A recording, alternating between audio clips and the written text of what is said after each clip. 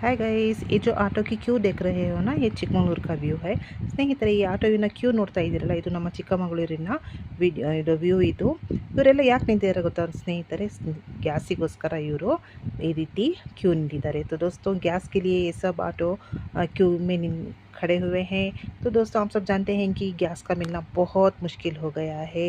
तो देखिए ऑटो के ये कम से कम ना 2.5 से 3 किलोमीटर तक दूरी तक ये ಆಟೋ की ಕ್ಯೂ ಲಗಿ हुए. ಇದು 2.5 3 ಕಿಲೋಮೀಟರ್ ಅಷ್ಟು ದೂರದಲ್ಲಿ ಈ ಆಟೋವಿನ ಕ್ಯೂ ನಿಂತಿದೆ ಸ್ನೇಹಿತರೆ.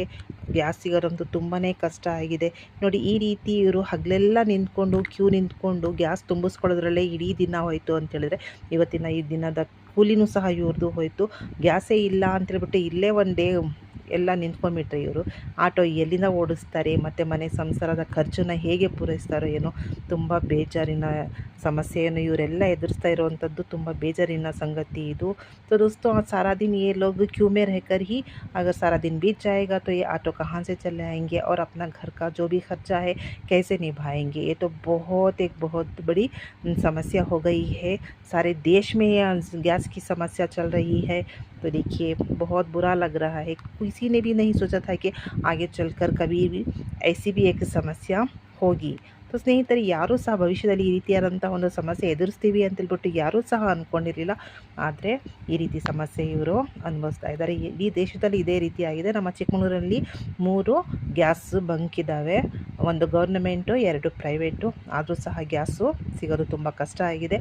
हमारे चिकमगलूर में कुल मिलाकर 3 गैस के बंक हैं. एक गवर्नमेंट है, 2 प्राइवेट हैं, लेकिन फिर भी गैस के लिए बहुत मुश्किल हो गई है. दुआ करेंगे कि जल्द से जल्द ये सारी प्रॉब्लम्स हल हो जाए, सॉल्व होके सब ನಾರ್ಮಲ್ हो जाए. ನಿಜವಾಗ್ಲೂ ದೇವರಲ್ಲಿ ಪ್ರಾರ್ಥಿಸ್ತೀನಿ ಸ್ನೇಹಿತರೆ, ಇದೆಲ್ಲ ಸಮಸ್ಯೆಗಳು ದೂರ ಆಗಿಬಿಟ್ಟು ನಾರ್ಮಲ್ ಜೀವನ ಎಲ್ಲರಿಗೂ ಆಗಲಿ ಅಂತೇಳ್ಬಿಟ್ಟು. ನೋಡಿ ಎಷ್ಟು ಕಷ್ಟಪಡ್ತಾ ಇದ್ದಾರೆ ಬಿಸಿಲಲ್ಲಿ. ಇವರೆಲ್ಲ ನಿಂತ್ಕೊಂಡು ತನ್ನ ಪಾಳಿ ಬರಲಿ ಅಂತೇಳ್ಬಿಟ್ಟು ಕಾಯ್ತಾ ಇದ್ದಾರೆ. देखिए धूप में अपनी जो क्या है हमारी बारी कब आएगी इसका इंतज़ार करते हुए सारे ऑटो वाले यहाँ पर क्यों लगे हुए हैं. तो बहुत बुरा लग रहा है. ये ऐसी सिचुएशन आएगी किसी ने सोचा था. सो जल्द से जल्द ये प्रॉब्लम सॉल्व हो जाए.